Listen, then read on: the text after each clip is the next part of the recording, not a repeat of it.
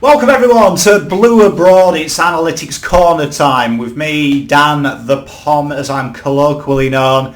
How are you all doing? I hope you're all very well. So this Friday we've got a big fixture against the mighty Hawthorn, and that's going to be played at Optus Stadium, and it's a big game for the Blue Boys. If the Blue Boys can get up here, which I think they will, we really can start talking finals. We can start looking ahead to the next fixtures. We've got a good couple of fixtures coming up as well against the Eagles and the Fremantle. So this game really is one of them. I don't like to use the moniker must win, but it is one of them games that is very imperative for how this season will pan out. Also gives us a positive win ratio, which is really huge for these boys, and it's something they probably deserve based on their form. So what I've done is I've taken the liberty of taking two key matchups, as we do every week. Try and analyse them, see if there's a little chink in the armour, and see how we can beat these Hawthorn sides. So the first guy we're going to look at is a no stranger to Carlton faithful, and that is Mr. James Sicily. As you can see, TPI rates him 90 out of 100 as a defender, and you can see why when you look at his numbers. You can see there 19.4 touches, and like all Hawthorn players, they have a very kick-heavy ratio. It's how Clarkson likes to play, and you can see 14.3 of them disposals are made up as kicks. Now, quite interesting score launches. People kind of see him as someone who sets up the attack for Hawthorn with his ability to intercept. It's not often the case with him. You can see that he looks to handball it to their outside run, which is kind of a distinct lack at the moment of Hawthorn. He's 80% disposal efficiency, huge metres gained because he is so kick heavy, 5.9 marks, 3 of them are intercepts, 3.9 spoils. These are all elite numbers. 7.4 pressure acts, which is neither here or there, and he has a 70% win percentage. Now, the wonderful thing about Sicily is he operates for me 3 jobs for Hawthorn Football Club. One is an antagoniser. He really looks to take whoever forward he's on, kind of distract them from the game. He has that ability to draw players. He's kind of like one of them players that is kind of like a magnet for those who aren't focused. That's one of his roles. His other role is his ability to read the ball in the air. He's one of the better players in the competition, if not the best at doing it.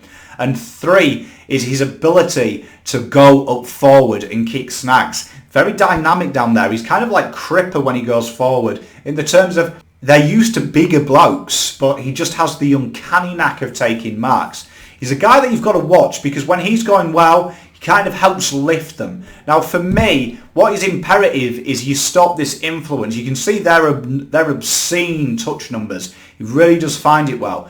But one of his negatives is for his ability to wind you up, he also gets wound up himself. Now I would love to see someone go on him that could wind him up. Now when he's going to go forward, I'd imagine that you'd probably put someone like Tom Williamson on him, someone who can antagonise, can stifle, can really put the pressure on him, and look to try and provoke that reaction. We saw Jed Lamb last time we played a few years back, really did get in his skin. A couple of tough tackles here and there, and Sicily will start thinking about playing the man and won't be reading the flight. For me, if I was going in the forward line at the moment with Carlton, I think the natural person to take this guy would be someone like Callum Moore. Now hear me out, I know you're saying, why are we going to give him another game? Teague always has shown faith in people and given them a few chances. Now for me, Moore is probably going to play that third tall role anyway, and that's where James Sicily usually does his work. He oscillates off that third tall, looking to intercept, a bit like Plowman does for us, looking to play a little bit loose and try and influence the game.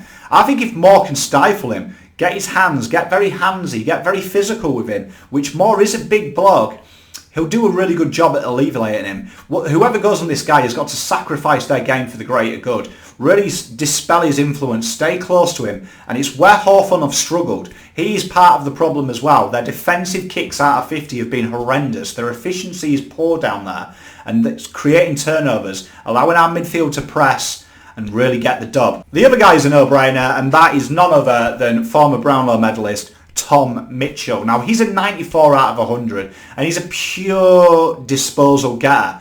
He kind of reverses the bill if you look at his numbers as well of what a traditional Hawthorn player is. 23.4 touches and 9.1 of those are kicks. You see, he's very handball heavy. He looks to give the ball to his outside run. That'll presumably be Jarman Impey and Isaac Smith for this one. And it's imperative that you stop that second ball. That is where Tom Mitchell, his influence is alleviated. He's not going to damage you. Buckley was right when he said you don't tag him, he's going to get 40 ineffective touches. To an extent, he is right. Now, we know Tom Mitchell has killed us before with Jaeger O'Meara, and that is the combination you want. But Jaeger can't do it without Tom.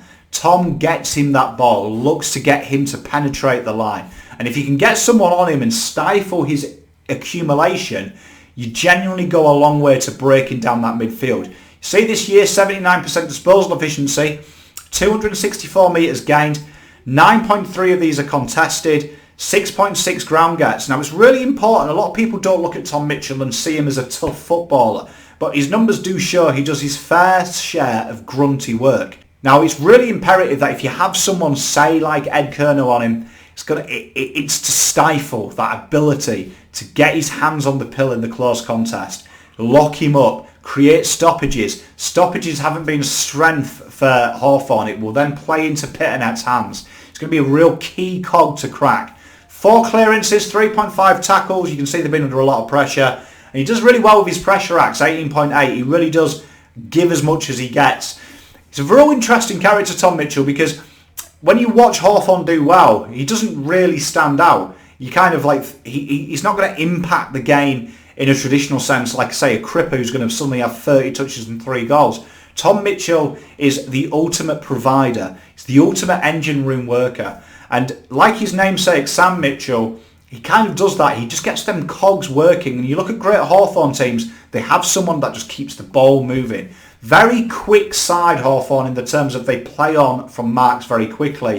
And it's partly down to this bloke. This guy really gets that momentum going. Real key cog for me that we have to stop. So for me, in summary, I'd like to see someone like Callum Moore, some bigger bodied person really putting a bit of pressure on James Sicily when he goes up forward, which I project he'll go quite forward quite quickly against Carlton.